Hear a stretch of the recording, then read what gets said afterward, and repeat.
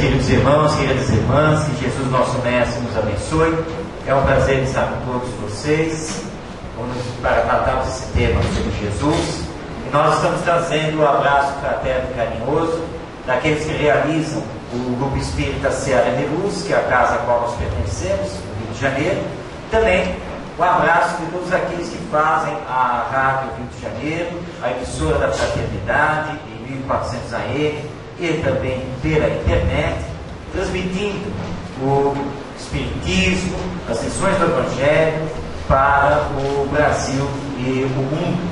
Uma tarefa, aliás, muito gratificante de estarmos ali também colaborando. Para quem não conhece a Rádio Rio de Janeiro, nós trouxemos um folder da emissora que está sendo aí distribuído, e no final nós estaremos aqui ao dispor de todos, aqueles que quiserem conversar sobre a Rádio Rio de Janeiro, que quiserem conhecer aqui as obras, nosso lançamento atual, que é o livro Educação com o Cristo. Nós estaremos aqui então ao dispor de todos, e a pedidos da direção aqui do 42º seu, a promoção de hoje será o autógrafo de graça. Paga-se o livro, mas o autógrafo é de graça. Então nós fomos convidados a trazer a todos vocês o tema Jesus e o Espiritismo.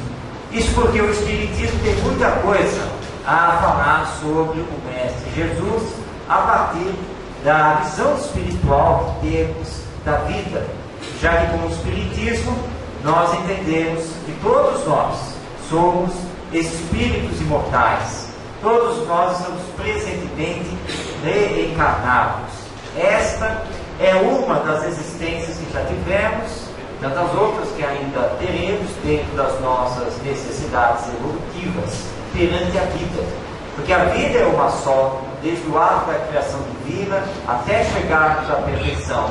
E nós vamos ter várias existências, e esse aprendizado maior do amarmos uns aos outros, que Jesus veio nos ensinar e exemplificar. Então, dentro desse viés, dessa visão de que nós somos imortais, que a morte não existe, nós temos ainda uma visão sobre Jesus que é diferenciada, porque é mais profunda, porque tem esse olhar espiritual sobre o nosso Mestre.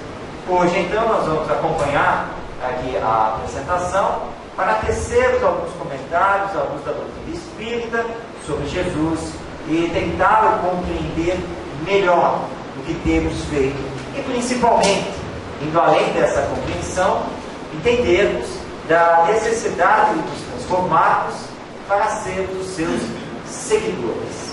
Com o Espiritismo, nós aprendemos que o mais importante de tudo é aprendermos a sermos servidores, servir o próximo para estarmos efetivamente com ele. Então nós vamos aqui acompanhar as apresentações e vamos então conhecer melhor o nosso Mestre Jesus. A primeira informação que nós obtemos com o Espiritismo é que Jesus é um Espírito puro, é um Espírito perfeito. Todos nós também chegaremos a essa perfeição. Todos nós um dia seremos perfeitos. Essa é a nossa destinação. Todos nós fomos criados por Deus, simples e ignorantes, mas com o destino de chegarmos à perfeição. E podemos fazer essa caminhada, porque no ato da criação, Deus deu para cada um de nós todo o potencial de que necessitamos, tanto na área da inteligência, ou seja, na área da intelectualidade, quanto também na área do sentimento, na área emocional, afetiva. Tudo em geral, para que nós possamos ir desenvolvendo na medida em que vamos tendo as experiências encarnatórias. Então nós começamos e nosso destino é chegar ali à perfeição. Portanto, o Espiritismo é muito claro ao dizer que todos nós, sem nenhuma exceção, um dia seremos exatamente iguais a Jesus. Ou seja, um dia todos nós seremos espíritos perfeitos. e poderemos fazer parte, então, dessa comunidade de espíritos puros. Então, aqueles que conseguiram chegar à perfeição fazem parte dessa comunidade, fazendo parte dessa comunidade. Eles, então, regem as constelações, as galáxias, que é o que acontece presentemente. Jesus é um dos espíritos puros e que rege a galáxia do nosso sistema solar. E ele, mais especificamente, governa o planeta Terra. Para que algumas pessoas devem pensar assim: essa informação deve ter um equívoco, porque as coisas andam de mal a pior, e se Jesus está no reino, como se diz, se ele é o governador espiritual, ora, então, nós precisamos saber que tem alguma coisa errada. Não é possível. Jesus deixaria acontecer a violência, Jesus deixaria acontecer o terrorismo, etc, etc. Mas acontece que não é Jesus que deixa acontecer, nem Deus. Nós temos algo chamado livre-arbítrio, a liberdade de fazer as nossas escolhas, de fazer o nosso caminho. E Deus respeita isso, Jesus respeita isso, os benfeitores espirituais respeitam. Nós somos construtores de nós mesmos e da humanidade dentro do contexto divino. Então a responsabilidade é nossa. Por isso que, com o Espiritismo, nós aprendemos que a lei divina é a lei de causa e efeito, é a lei de consequências, onde nós apenas assumimos as consequências das nossas escolhas, daquilo que realizamos. Por isso Jesus foi muito claro: cada um é dado segundo as suas obras, nem mais, nem menos. Então, somos nós que estamos fazendo a humanidade. É preciso bem aproveitar esta encarnação, porque Jesus é sim o governador espiritual do planeta. Jesus está no leme.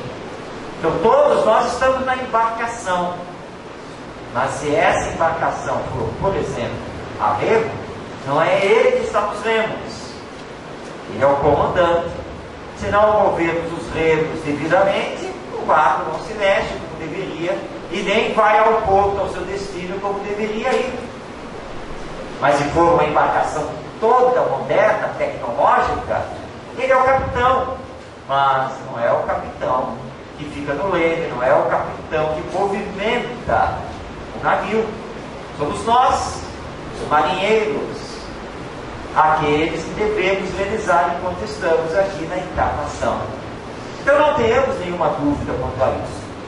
Jesus é o governador espiritual do planeta, é o Espírito perfeito e faz parte dessa comunidade de espíritos puros que, com Deus, por isso Jesus disse que ele, Deus, é um, que ele estava com Deus. Então, identificado com Deus, esses espíritos coordenam as galáxias, coordenam os sistemas, colocando em ação a lei divina. Então essa é a primeira informação que o Espiritismo nos passa. Mas temos muito mais. Segundo Emmanuel, esse querido benfeitor espiritual, através da mediunidade do nosso Chico Xavier, essa comunidade de espíritos angélicos, de espíritos puros, teria se reunido 2 vezes dentro do nosso sistema.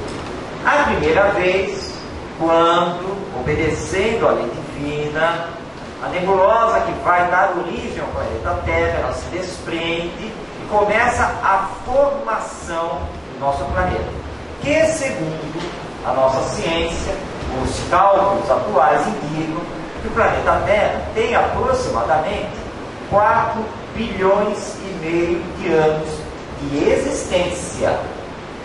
Então, o planeta Terra já existe há pelo menos 4 bilhões de anos. E segundo ainda a nossa ciência, nós temos pela frente mais uns 4 bilhões de anos de vida no planeta. 4 bilhões de anos. Então não precisamos ter pressa. Vamos com calma. Mas é claro que nós não estamos aqui para ficarmos perpetuamente no planeta. A lei é de evolução, chegar à perfeição. Mais recentemente, o físico laureado, premiado, Stephen Hawking, que tem uma doença degenerativa e que é uma sumidade, ele, analisando a humanidade nos tempos atuais, declarou que nós só teríamos mais uns 1000 anos para viver aqui na Terra. E daqui a uns 1000 anos, o planeta não teria mais condições de habitabilidade, porque nós o estamos destruindo. Com todo o respeito ao Stephen Hawking, ele não está com a razão. Porque nem Deus, nem Jesus permitirão que destruamos essa morada de Deus. É o contrário, porque na medida em que o tempo passa, vamos ganhando mais experiência e vamos aprendendo a nossa própria espiritualidade, mas nós iremos cuidar do planeta. Embora até esse momento nós o tenhamos destruído muito, consumido muito seus recursos, mas nós já estamos entrando para esse processo da conservação, do equilíbrio do meio ambiente, entendendo que é preciso preservar a casa planetária para que tenhamos a melhor vida. E espalhados pelo mundo, nós temos N projetos refazendo o planeta. Tudo está dentro da lei divina. O planeta é destinado a se tornar um mundo de regeneração, muito possivelmente, um mundo feliz. É a escala apresentada por Allan Kardec, lá no capítulo 3 do Evangelho segundo o Espiritismo. Hoje, ainda somos um mundo de expiações e provas. Mas amanhã, sem uma data aqui marcada, seremos um mundo de regeneração. E ainda, outra manhã, seremos um mundo feliz. No mundo de regeneração, o bem vai predominar sobre o mal. E no mundo feliz, o mal já não mais existirá. Nós é que vamos fazendo esse progresso, que é de ordem moral, não apenas de ordem intelectual. O que acontece é que hoje nós estamos em desequilíbrio. O progresso intelectual está maior que o progresso moral. Mas a tendência paulatina começarmos então a equilibrar isso. Tudo sob a coordenação do nosso Mestre Jesus, que quando na segunda reunião da comunidade angelical, ela foi feita justamente que se decidiu a vinda de Jesus ao planeta. Ou seja, Jesus iria encarnar. Não é reencarnar, apenas encarnar, porque Jesus não fez o seu progresso, não fez a sua evolução no planeta Terra. Quando o planeta foi criado, ele já era Espírito perfeito. E desde a criação do planeta, ele está no comando, vem nos governando, desde a criação do planeta. Decidiu-se então há pouco mais de 2000 anos que ele encarnasse, viesse diretamente a nós, para trazer a mensagem do amor, que constitui, portanto, a mensagem do Evangelho. Numa época em que o mundo conhecido era dominado pelo Império Romano, onde existia um Código Civil, um dos primeiros implantados aqui na humanidade. Mas era um Código Civil desequilibrado, porque ele dava tudo ao cidadão romano, nada aos outros, agentes, que aliás onde veio o termo gentil, que nós encontramos muito lá essa expressão nos evangelhos, nas cartas de Paulo de Tarso. As outras gentes, quem era romano, tudo bem, os demais eram os outros. Como eles eram povos conquistados, semi-escravizados, não tinham muitos direitos. Um cidadão romano, e ainda mais se fosse da equipe militar, se fosse um nobre, ele podia praticamente tudo. Ele só devia obediência ao imperador. Os judeus, na época, uma raiva muito grande dos romanos, Porque os romanos haviam invadido a Palestina, a terra prometida por Deus a eles. Era a primeira vez na história dos judeus que eles eram invadidos e dominados na terra divina, prometida pelo Pai a eles, que se consideravam o povo eleito. Os romanos desdenharam a lei mosaica e implantaram o código civil deles, aos quais os judeus deviam obediência. Os romanos cobravam impostos, que é uma coisa odienta para os judeus, porque eles compreendiam que oferendas, pagamentos, só podiam ser feitos no templo, a Deus. Então eles tinham muita raiva e queriam mesmo se sublevar, se levantar para expulsar os romanos.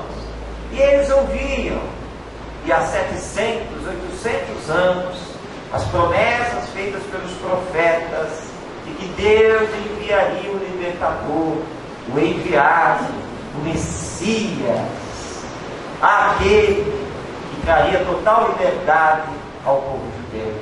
E segundo os cálculos, mais ou menos, naquela época que assinala a presença de Jesus entre nós, era a época de vir o Messias. Inclusive João Batista não parava de pregar que os tempos eram chegados. Ele lá no Rio Jordão, no batismo para salvar as almas, ele tem um encontro com Jesus e anuncia: este é o enviado. Mas para os judeus foi um escândalo, porque o enviado, segundo João, segundo as profecias, segundo o que todo mundo falava, vinha da Galileia, uma das províncias lá da Palestina. E os galileus não eram muito bem vistos, ainda mais se fosse um nazareno, não era o caso de Jesus. Porque os nazarenos, para escândalo geral, não faziam a peregrinação ao templo de Jerusalém. Isso era um escândalo para os doutores da lei. E Jesus era proveniente da Galileia e era um nazareno, vinha da cidade de Nazaré. Como que ele podia ser o Messias? Como que ele poderia ser o enviado?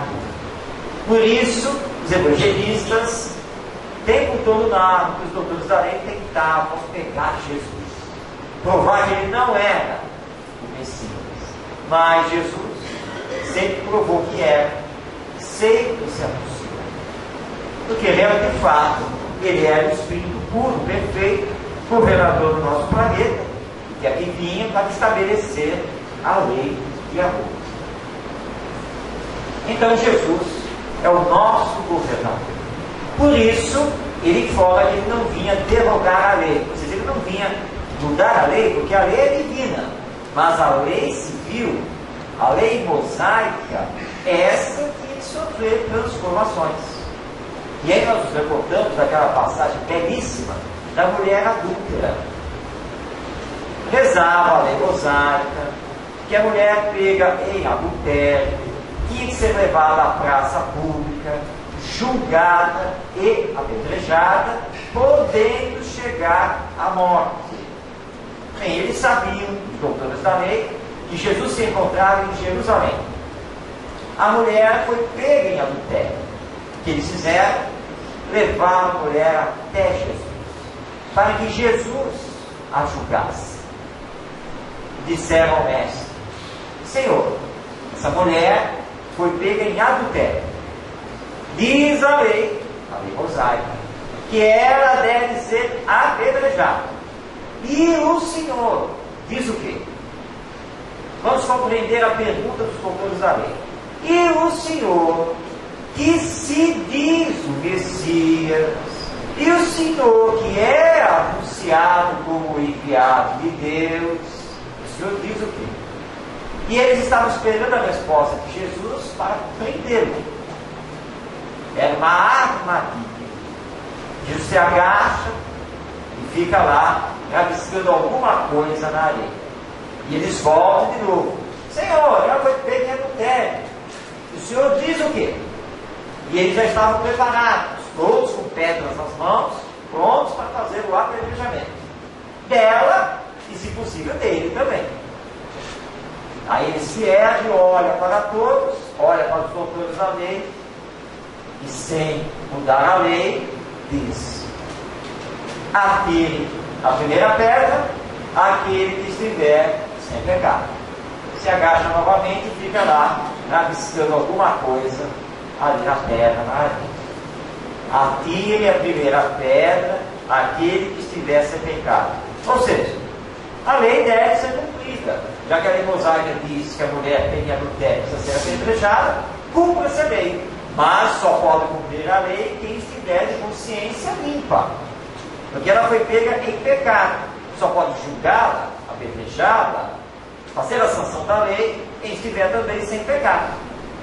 Narram os evangelistas que a partir dos mais velhos até os mais jovens, todos foram se retirando da praça, inclusive os fariseus, doutores da lei. E essa é uma parte importante dessa passagem, que eles eram os doutores da lei, eram aqueles que interpretavam e ensinavam a lei. Nem eles tiveram coragem. Todo mundo foi embora. Ficava na praça a mulher, Jesus e os seus discípulos. Ele se levanta, olha para a mulher e pergunta: onde estão aqueles que te acusaram? Ah, Senhor, foram embora. Então, se eles não te julgaram, eles não te acusaram, nem eu. Vai, mas não peques mais. Não faça mais esse ato. Não incorra mais nesse equívoco. Equilibres, toque a sua vida para frente. E a mulher vai embora. E aí então vem a informação espiritual lá no livro Boa Nova, do Espírito Humberto de Campos, escolhido do Chico Xavier.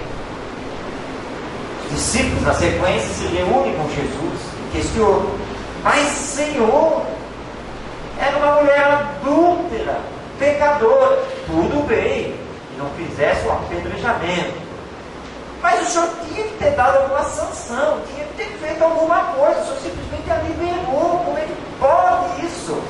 E aí Jesus conversa com os discípulos e faz uma série de perguntas. Vocês sabem quem ela é?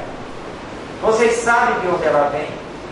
Vocês sabem quais foram as circunstâncias que a levaram ao adultério? Vocês têm alguma informação sobre o adúltero? Quem é ele? E o que ele fez com ela? Não. Então quem somos nós para julgar? Nós estamos vendo a superfície, a casca, nada mais do que isso. Nós não conhecemos os dramas íntimos da existência dela e que a levaram a isso. E ela pode ter sido levada por forças maiores do que ela, não por querer. Então não julguemos, porque aquele que julgar também será julgado. E com a mesma moeda, com o mesmo valor que julgar o seu próximo, será a moeda, será o valor que Deus utilizará para lhe julgar. Então essa é a grande lição.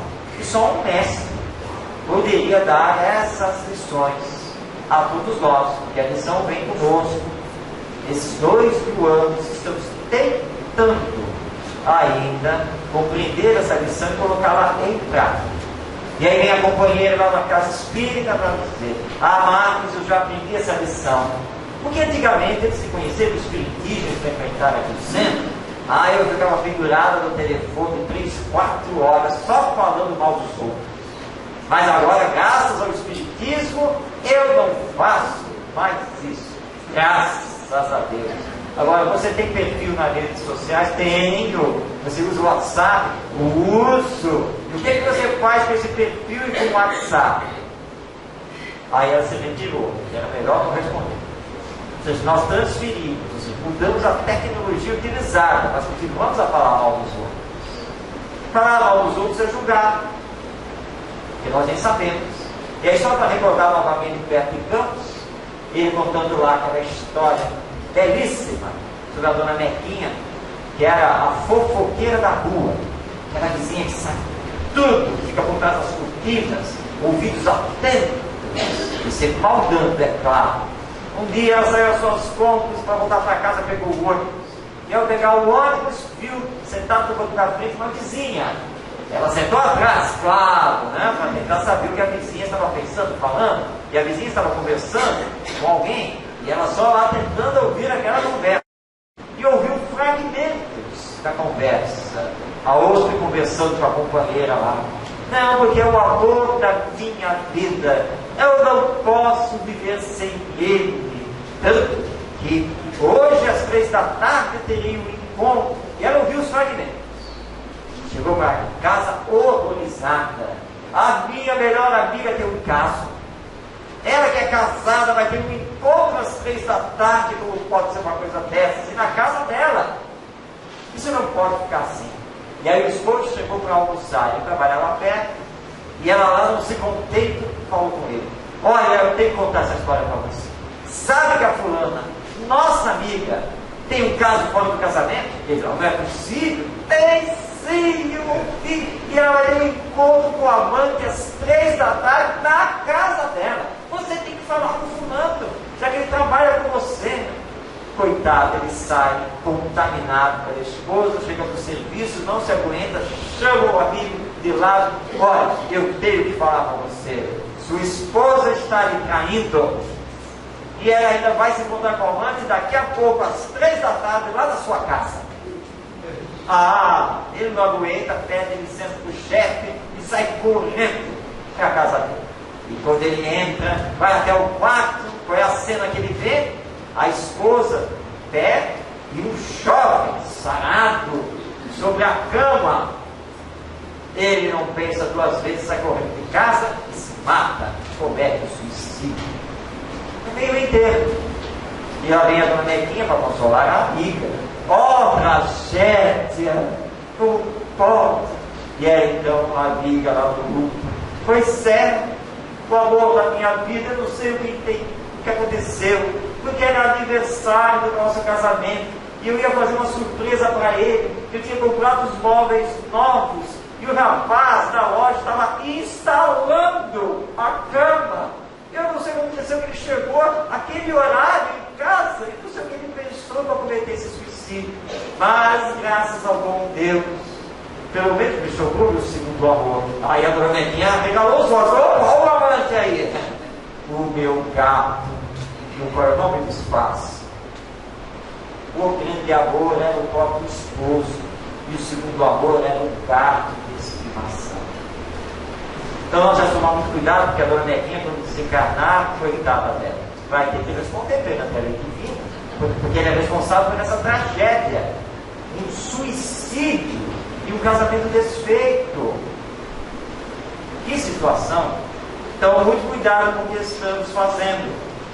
Mas Deus sabe, Jesus sabe, está nos acompanhando, mas solicitando que aprendamos, acima de tudo, a amar o nosso próximo. Portanto, se Jesus segue os desígnios divinos, aprendamos a fazer o mesmo. Outra informação que o Espiritismo nos traz, está na questão 625 do Livro dos Espíritos, a obra básica do Espiritismo, é que Jesus é o nosso guia e modelo. Ele seria o nosso guia e modelo, a quem devemos seguir? A Ele e a mais ninguém.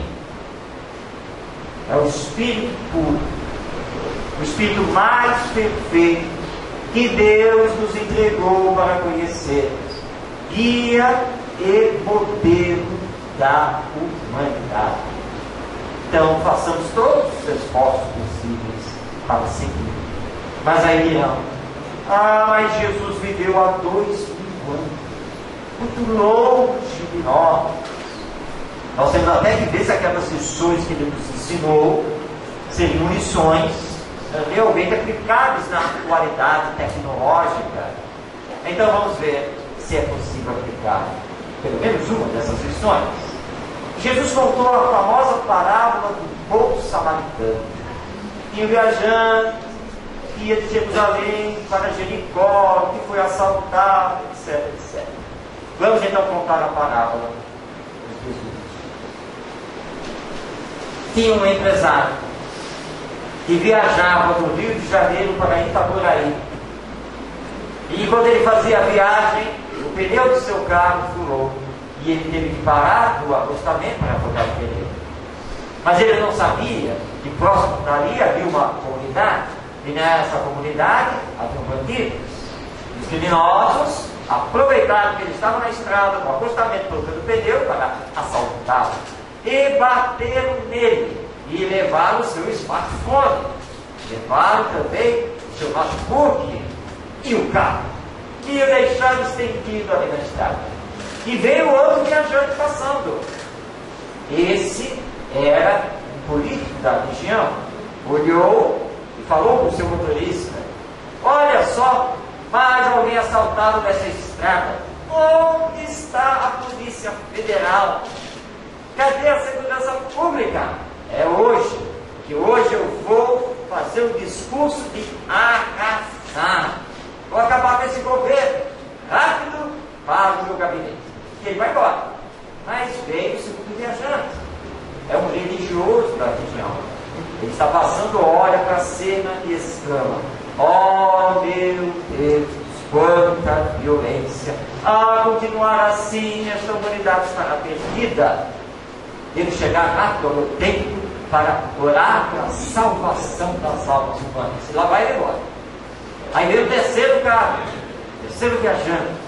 Esse viajante para, socorre, pega, põe no carro, leva para a UPA, e ali faz todo o socorro, procura os documentos, telefona para a família, localiza, não arreda a pé dali, fica em cima dos médicos para que tudo funcione, e finalmente os familiares chegam, e mesmo assim antes de saírem, passa lá os seus telefones: olha, faça um contato comigo, me deixe informado, quero saber se realmente ele vai ficar bom, qualquer coisa eu estou a dispor. E aí o terceiro viajante finalmente ele segue a sua viagem. Pois bem, vamos agora à pergunta que Jesus fez ao doutor da lei: desses três, quem você acha que amou o seu próximo? E aí o doutor da lei olha para Jesus, engole em seco e diz assim: o terceiro. Mas Jesus tinha informado que o terceiro era um samaritano, ou seja, judeu da Samaria, outro judeu mal visto. Por isso que o doutor da lei diz: o samaritano foi o terceiro. Aí Jesus fala, diz assim: então vai e faz o mesmo. Perceberam como a parábola do bom samaritano é atualíssima? Ele contou dentro das circunstâncias da sua época. Mas todos os ensinos de Jesus são universais, são atemporais, ou seja, para todos os tempos. Então serve exatamente, direitinho, para os dias atuais. É a mesma coisa. Então Jesus é o nosso guia e modelo. É a Ele que precisamos seguir.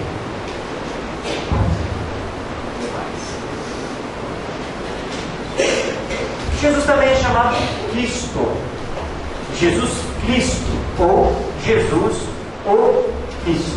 De onde vem essa palavra? Qual é o significado disso?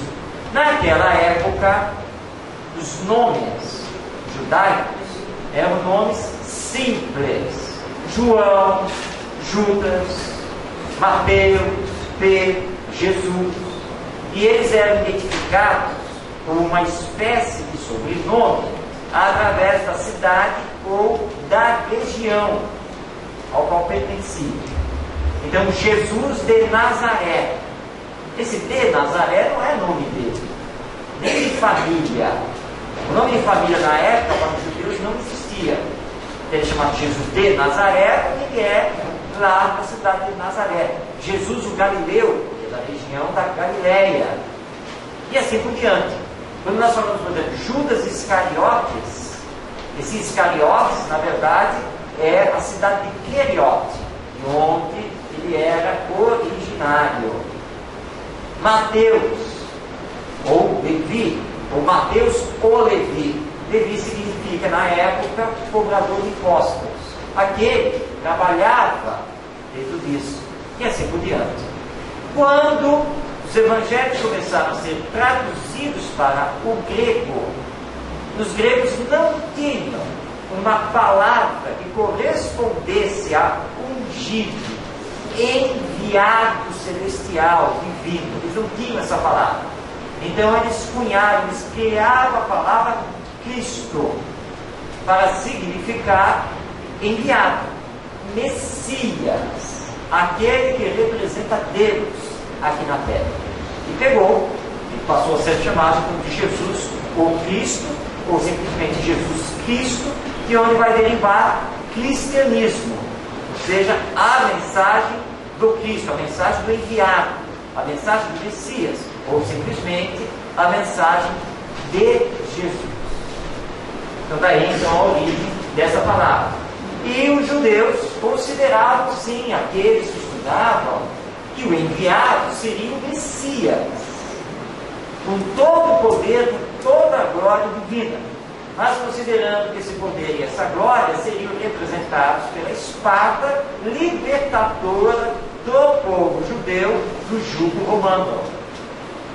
Mas Jesus veio trazer a paz, Jesus veio trazer o amor, Jesus veio trazer a concórdia, o perdão, a renúncia. Por isso que os judeus tiveram muita dificuldade para aceitá-lo, como tem até hoje. Alguns ramos do judaísmo sequer consideram Jesus. Alguns outros o aceitam como um profeta dentro do judaísmo. Nada mais do que isso. O Messias, eles ainda estão esperando. Estão aguardando. Não seria Jesus. Mas nós espíritas entendemos que é Ele sim.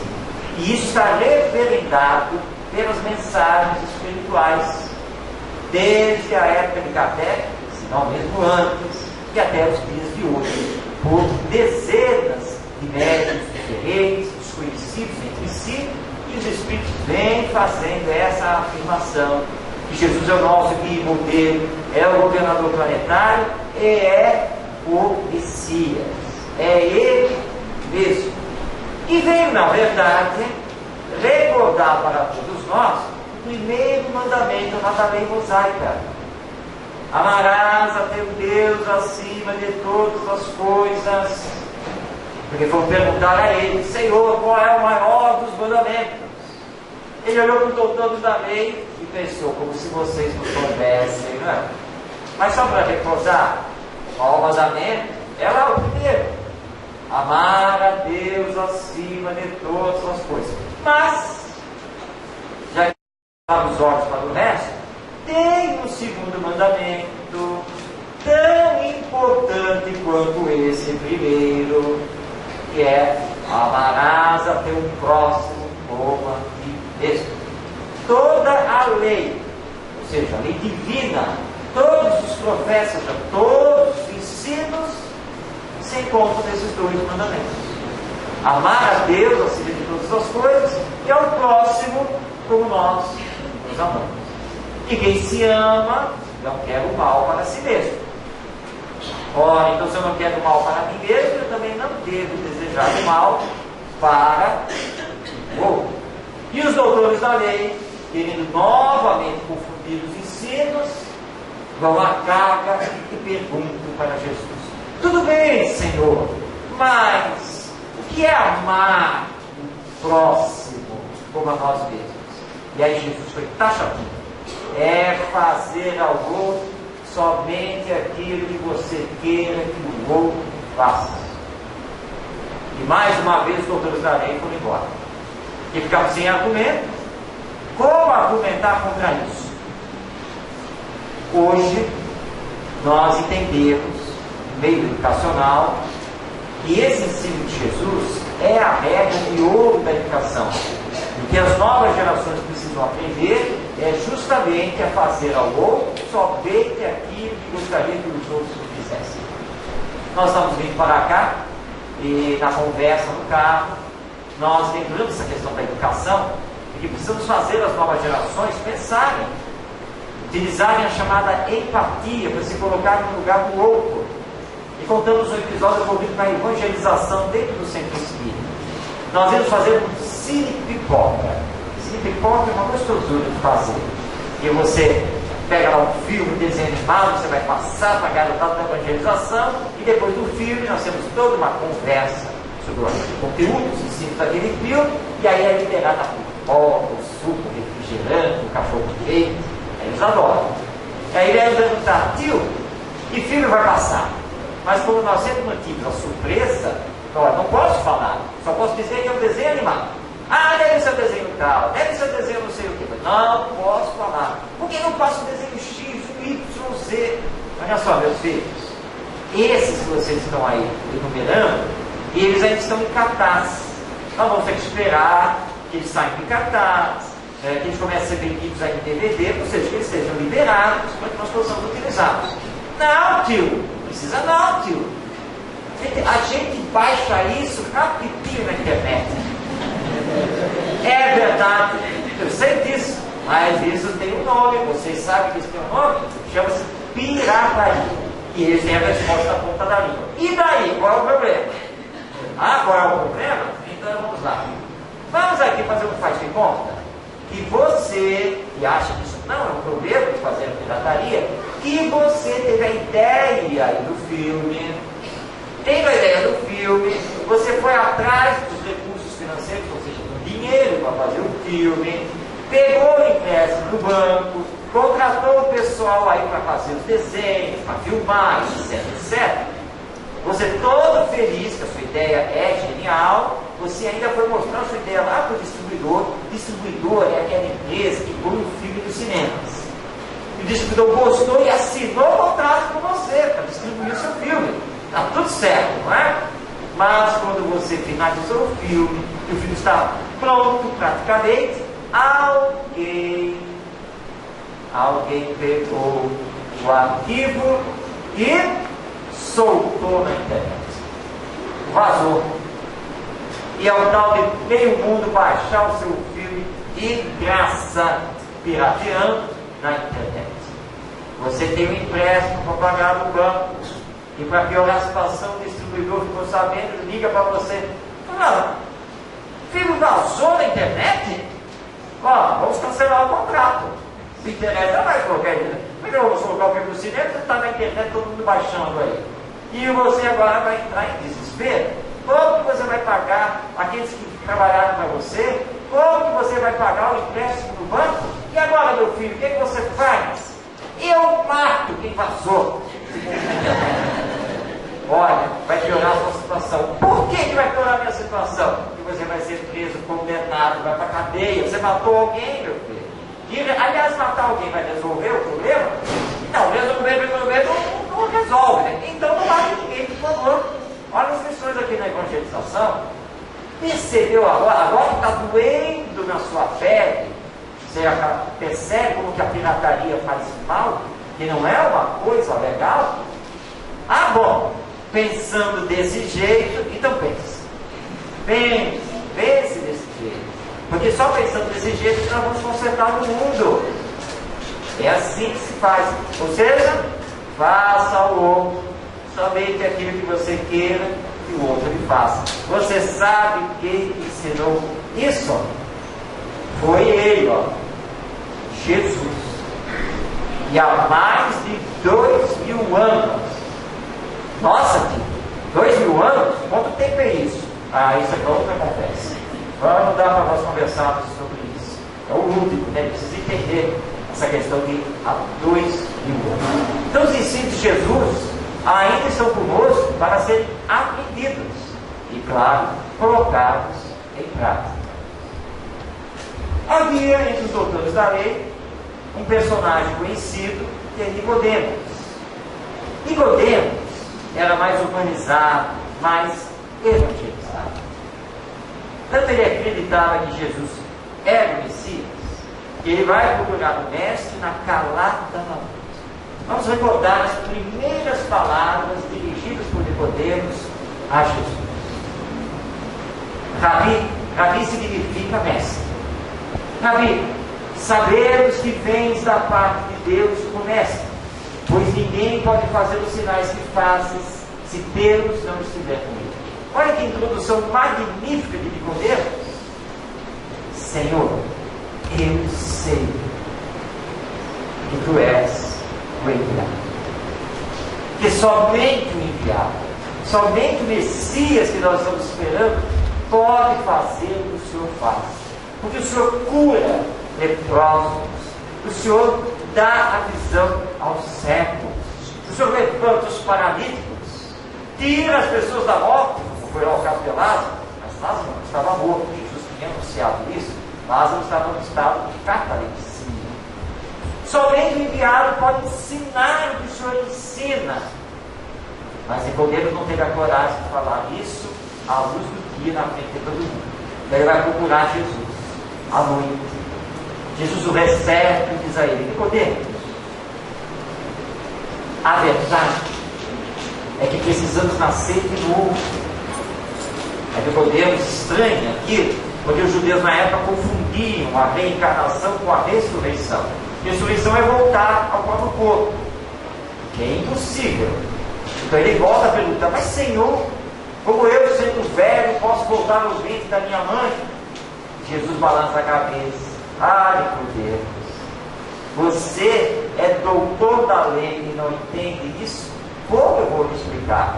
Então fica sabendo: que é da matéria, é da matéria; que é do Espírito, é do Espírito. E o Espírito, você não sabe de onde ele vem nem para onde ele vai. Mas a verdade é que é preciso nascer de novo. Reencarnação. Porque esse é o instrumento para chegarmos à perfeição. Não dá para aprender o estudo e fazer o estudo numa única existência corporal. Por mais que cuidemos desse corpo, para que ele consiga ter uma sobrevida máxima possível, por mais que tentemos estudar, nós jamais chegaremos à perfeição numa única existência. O mundo é de expiações e provas, não é impossível. Mas Deus, na sua misericórdia e na sua justiça, vai nos dar uma nova oportunidade. Aí vão dizer assim: ah, Marcos, só para os bonzinhos, né? Não, é para todo mundo. Porque todos são filhos dele. Ele não discrimina ninguém. Aquele que hoje é o mais vil dos homens, o mais terrível, também vai chegar à perfeição. Então essa passagem com Nicodemo nos dá bem a medida de como nós podemos entender Jesus como mestre, como Messias. Porque Nicodemo entendeu. Era impossível qualquer um outro fazer os prodígios que Jesus fazia, viver como Jesus vivia e ensinar o que ele ensinava. Ele só podia ser o enviado de Deus, aquele tão esperado. Então essa passagem é muito significativa. Não são simplesmente os espíritos que estão aí dizendo. Um personagem do Evangelho já o reconheceram, como Pedro vai reconhecer quando Jesus pergunta aos discípulos: quem dizem que é o Filho do Homem? Uns dizem que o Senhor seria a reencarnação, o nascimento de Elias. Outro acha que o Senhor é João Batista que voltou, é um dos profetas.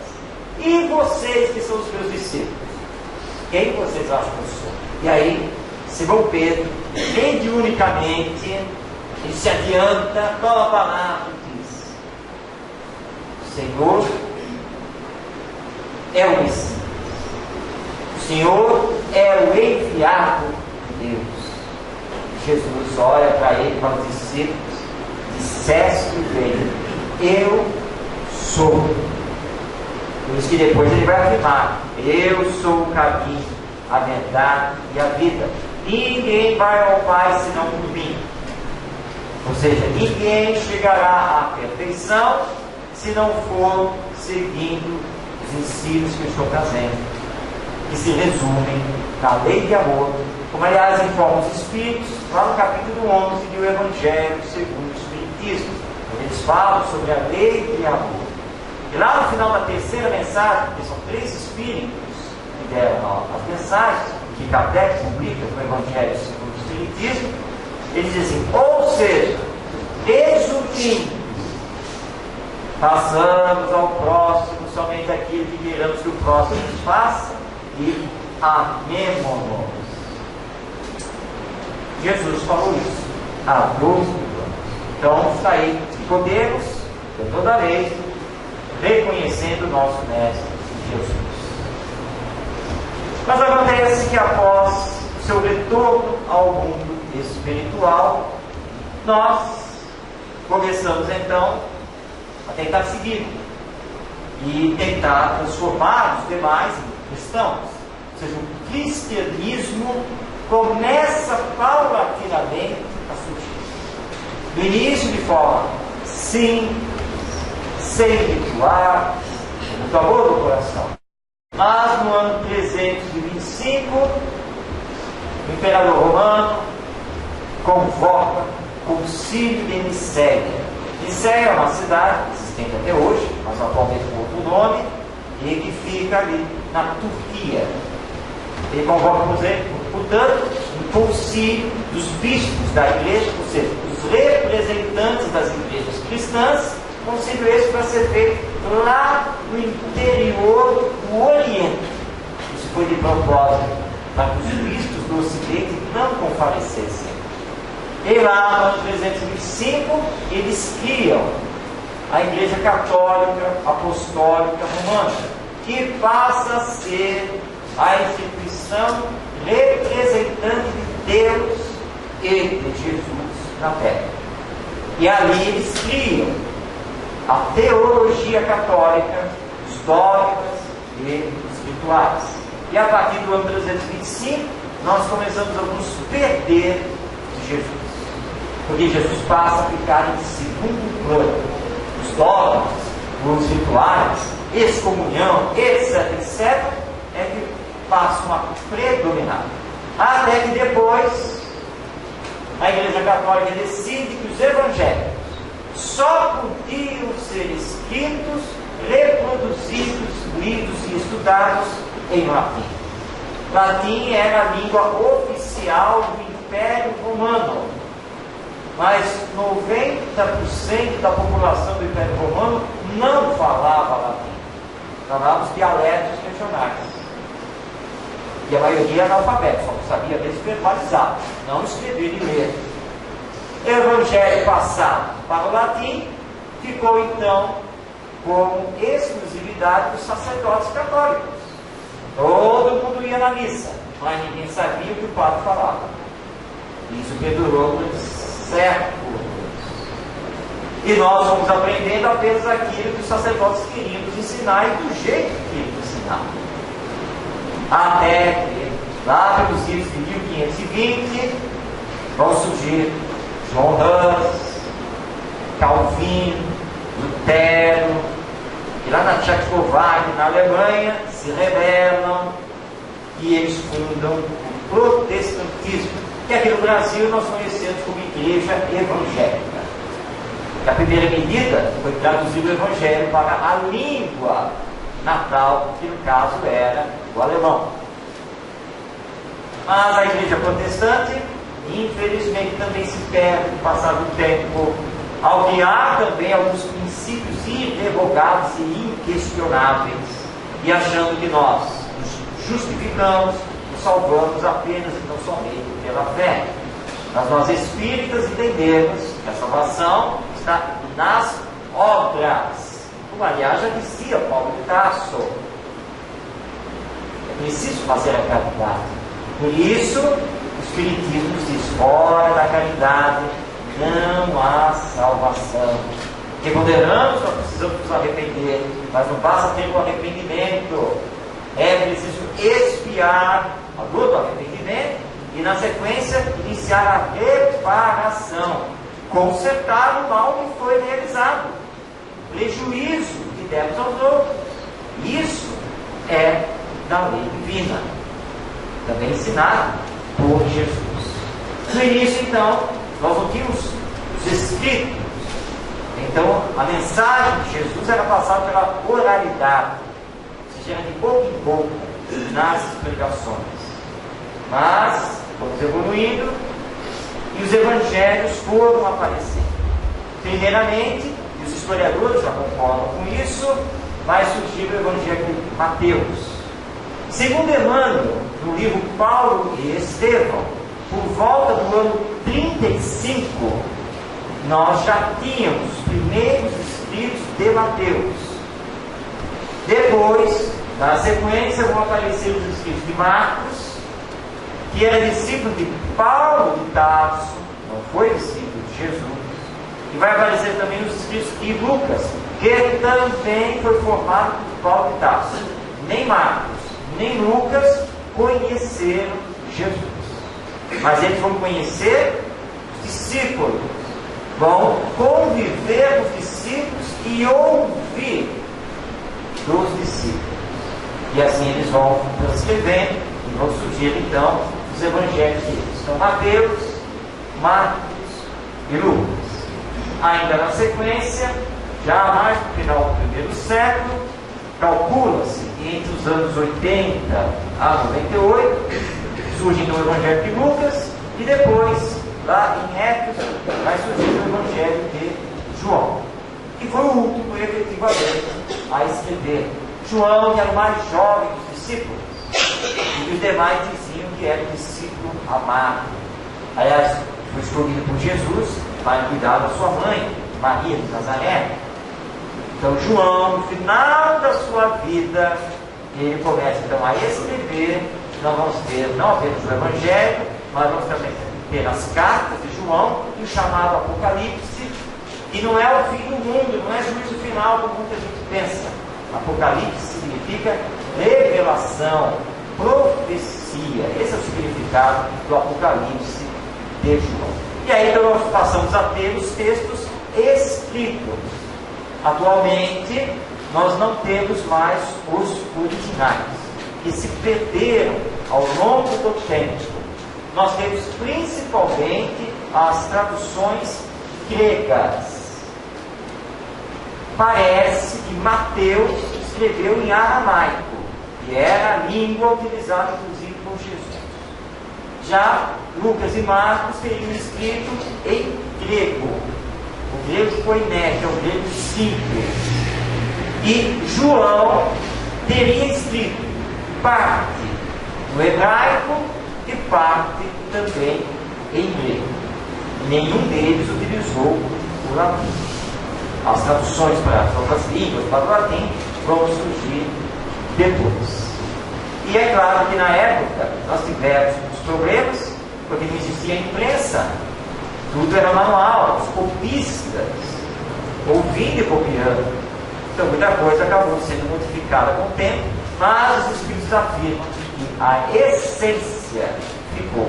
Isso é então o que nos importa. E aí sai então Jesus para dizer então a todos nós: se me amais, guardai os meus mandamentos, e eu rogarei ao Pai, e Ele vos dará outro Consolador, o Espiritismo.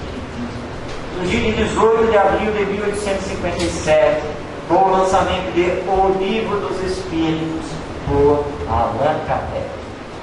O Espiritismo veio resgatar as lições de Jesus. O Espiritismo veio reviver o cristianismo em verdade e da sua pureza. O Espiritismo nada inventou nem inventa. A reencarnação e a imortalidade da alma não são invenções do Espiritismo. Se encontram na cultura humana de todas as épocas que foram sancionados por Jesus. Ele mesmo disse: espírito é uma coisa, matéria é outra, e é preciso nascer de novo, que é a reencarnação. Mas nós precisamos amar Jesus como Ele nos ama, porque Ele nunca nos abandonou e nunca nos abandonará. Estudemos, meditemos as lições do Evangelho através da imortalidade da alma, e entendamos que Jesus está conosco para podermos estar com Ele. E nós estaremos com Ele e com Deus, nosso Pai, na medida em que conseguirmos cada vez mais amarmos o nosso próximo. Por isso os Espíritos nos dizem: você quer saber qual é o seu grau evolutivo? Se você está mais perto da perfeição, ou se você está muito longe da perfeição, é muito fácil. Basta medir o grau de intensidade que você tem no amor ao próximo. Quanto mais amor você tiver ao próximo, mais perto da meta da perfeição você estará. Quanto menos amor você tiver ao seu próximo, mais perto do início da escalada você estará. O amor é a medida de tudo, é a nossa medida, e é no amor que nós precisamos nos medir a nós mesmos, não aos outros, porque aos outros pertencem a Deus. Deus é que sabe dos seus filhos. Essa competência não é nossa. Portanto, mudemos de profissão. Até hoje, nós estivemos exercendo a profissão de fiscais do próximo. A partir de hoje, nós vamos exercer a profissão de fiscal de nós mesmos. Para combater os vícios, as imperfeições que ainda tenhamos, para deixar que as virtudes, as qualidades morais, tomem conta de nós. E aí sim nós seremos exemplo, estaremos cada vez mais próximos de Jesus. E os outros também poderão nos seguir e se transformar. Eis então Jesus, à luz do Espiritismo, o Espírito mais perfeito que Deus entregou à humanidade para o nosso conhecimento, guia e modelo da humanidade. Esse Espírito puro, que acima de tudo, representando Deus, nos ama e nos pede, amemos-nos, porque a lei divina é a lei de amor. Nós agradecemos por esta oportunidade de estarmos com vocês, rogando a Deus nosso Pai, a Jesus nosso Mestre, que nos abençoe, e vamos nos colocar então à disposição de todos, quando do encerramento, para aqueles que quiserem conversar, aqueles que quiserem trocar um abraço, conhecer os livros, e que continuemos firmes e fortes. Não importa o que aconteça em nossas vidas, porque nada nos acontece por acaso, tudo tem a sua razão de ser, e se tivermos a verdadeira fé, tudo venceremos e vamos chegar como Paulo de Tarso chegou. Já não sou eu mais que vive, mas eu Cristo que vive. Paz em todos os corações.